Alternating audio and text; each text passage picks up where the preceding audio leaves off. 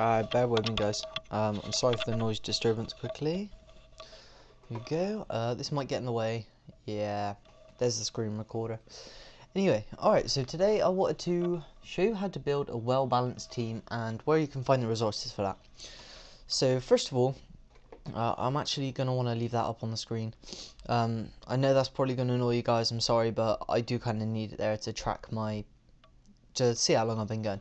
Alright, so there's two main websites that you can go on. The first one is called Smokin, or however you want to call it. And yeah, you can go on here and you can build teams from here, but I don't personally, because I think it's a cheap rip-off of other people's moves. But yeah, you can do stuff like that. You see there's all loads of stuff here. I personally don't use Smokin, so I've never really been on here, but I'm sure you guys could find some stuff pretty easily if you looked. Yeah, it has updates and stuff, and you just search, I don't know, say you wanna I don't know, have a look at Rayquaza, see what happens when you type in Rayquaza. Type in Rayquaza, and it brings up some stats for Rayquaza straight off the bat, so it's pretty cool. So yeah, right, so here it will say, alright, the Dragon Dance Life Orb set, okay? And then it will tell you what this set does, what move sets you should give it, and stuff like that. And yeah, you can go into comments, and here's a sword dancing one with all of this stuff, and here's a mixed Rayquaza with all of that, and how you'd use a choice band Rayquaza. This is why I don't use Smogon, because I do not like stuff like that. The other website I'm going to show you is my personal favourite, which is, I always do double B, which is Cerebi. How's that spelled wrong? I don't know, anyway, but here, Cerebi. You want to go ahead and come to Cerebi. Now this is really cool. If you look on the left hand side, you want to go to Diamond, Pearl, Platinum, Heart Gold and Soul Silver Pokedex. And it's a simple drop down, all the Pokemon from 1 to Mew, and then you've got there right the way up until Celebi, and then you've got there right the way up until Deoxys, and there right the way up until Arceus. Oh, what did I just click? I have no idea. Yeah, there is a black and white Pokedex now. Yep, just here. If you're a black and white. Now you have Kanto, Johto, Hoenn, Sinnoh, and Issue, or however you call it. Well, that is a rank Pokedex, I'm sorry. But yeah, I don't play black and white, but that's there if you guys want to use it. So let me give you an example. Say you can't be bothered to scroll through there, use the search box up here. Say I already have some pokes that I've entered. Just for easiness sake, let's just go and have a look at Snorlax. So we're going to go on Snorlax, and yeah, it will bring this up. You want to click on one that has the Pokedex number, and as you can see, this is the 3rd gen Pokedex by the way it's laid out, and you want to go up here and it will say, and you want 4th gen, which is Diamond, Pearl, Platinum, Heart Gold, Soul Silver and all that. So basic layout before I move on how to build a team. We have the normal sprite for male and female, Platinum, Heart Gold, Soul Silver, and the shiny sprites. You have how fast it grows, its Pokedex classification, its height, happiness, weight, you can read all that. Yeah, so that's all basic stuff. Color black. It doesn't look black to me. Anyway, and here it has strengths and weaknesses. So normal, fire, water, electric, grass, ice, poison, unless you have immunity. Flying, psychic, bug, rock, dragon, dark, and steel are all normal, do neutral damage, and fighting will do double damage. So it's super effective. So yeah, that's how you can get its pre-evolution and what you need to evolve it right here. Just hover over it to bring that up. Here it has Pokedex quotes and where you can find them on what game. Here it has level up movesets for that game, and all the TMs and HMs it can learn. Here's the move tutor attacks. There's the Heart Gold and Soul Silver move tutor attacks, egg moves, pre-evolution moves, 3rd gen only moves, and it gives you its overall stats. Alright, so how to build a team, a steady team. The idea is, first off, you want a lead. So let's go to a typical lead. Gyarados. A very common lead. Most people use this. So why do people use it? Well, let's take a look. Firstly, because most people use it as a Dragon Dance lead. So you get up your Dragon Dance right here, and you set a few of those up. If you go down, you'll find the most Pokemon. It's TM90, I believe. Where is TM90? Alright, it's substitute. Most people will teach it subs. I actually have a Gyarados like this. You sub up, and then you want to go for a few dragon dances, and then you sweep with physical moves like Waterfall or Ice Fang. So Gyarados is a good lead. So your team should consist, ideally, of one lead Pokemon, one special wall, one defense wall,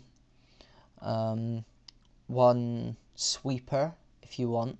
You can kind of see where I'm going with this. I'm categorizing it, so you need to think logically. So if I got Gyarados as a lead, I know it's very weak to electric, so maybe I'm going to chuck an electric type in there.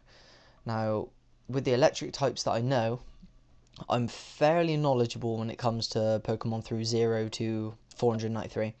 So I know that if I list the electric types, like some common ones would be stuff like Zapdos and Electivire, and I could go on forever and stuff like that, and Pikachu, but I know none of those are really going to make good special walls, so maybe you should look elsewhere. Like, maybe I can go for a Zapdos, and maybe I can make Zapdos a sweeper. So we'll go ahead and have a look at Zapdos on Cerebi, and see what Zapdos is like. As you can see, a beneficial nature, its special defense isn't amazing, neither is its defense, but its special attack is at 383. So maybe an option is to choice band it. Not choice band.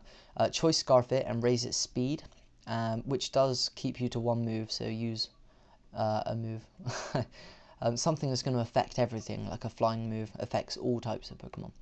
So something like that. So you could choice scarf it, which would increase speed, or maybe even you could choice specs it and increase that to well over 400 special attack, and use it as a sweeper. So there's so many things that you can do with Pokemon besides just throwing a load of pokes in your team. You need to make the Pokemon what it's best at, if that makes sense. It's also good to familiarize yourself with this. Like, I know Zapdos is neutral to electric types because it is an electric type and a flying type, so obviously it's going to be neutral. So ground moves won't affect it because it's a flying type. Steel moves won't do very much because it's an electric type. Fighting moves won't do very much because it's a flying type. Poison will be neutral. Ground I've already mentioned. Flying won't be very effective. Psychic will be normal. Bug won't do much because it's flying. Rock will do double damage, and so on. So you need to... It's more about thinking logically. Like, if you think Zapdos is an electric type, electric won't do any damage. But if you think that Zapdos is also a flying type and it's super effective, that means that Zapdos is actually neutral. And stuff like that. So most of it's common sense.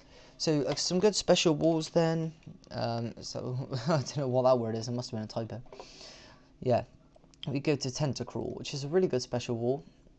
It's not very effective to grass. Grass is neutral, which means electric is going to do a huge dent, and psychic and stuff. So you want to try and get something that hasn't got too many weaknesses. Now ground, electric and psychic, psychic isn't actually that much, so that makes it a really good wall. You can see its special defense is all the way up to 372 on a hindering nature, which means like I don't know any natures that cut special defense, but say you got a quiet nature, for example. Sorry, let's use a sassy nature. A sassy nature will boost special defense. So if it's got 31 IVs in special defense, and it's a sassy nature, this will hit 372 if it's got 255 EVs in it. But that will obviously be at the cost another stat. So one Pokemon can, if you got a Tentacle and it was perfectly EV trained, it could never be the same as this, because you could obviously only have one nature. So you need to pick which one of these stats you want the most. So if you've got all 31 IVs, say, and you've got a sassy nature, and that means speed is a hindering nature, so the max it could be at level 100 is 269, but it will have 372 special defense, and all the rest of these will be here at a neutral nature. So stuff like that you really need to take into consideration, and you need to build your team accordingly. You wouldn't build a team of, say, Staraptor, Tentacruel, Vaporeon, and God knows whatever else, because they're all weak to electric. You need to really space it out. So good defensive walls would be like Rhyperior. That thing can take about 20 bullet punches. So I'd want to get a Rhyperior. Miltank's really good, apart from it is weak to fighting, which does suck. But this is why this makes such a good special wall, because if you use a Miltank and Tentacruel are such a good team together. It's like Gengar and Alakazam. Because if you've got this in, say, I don't know, somebody sends out a Ghastly or a Gengar, you're going to send out this because sorry, bad example, weak to Psychic.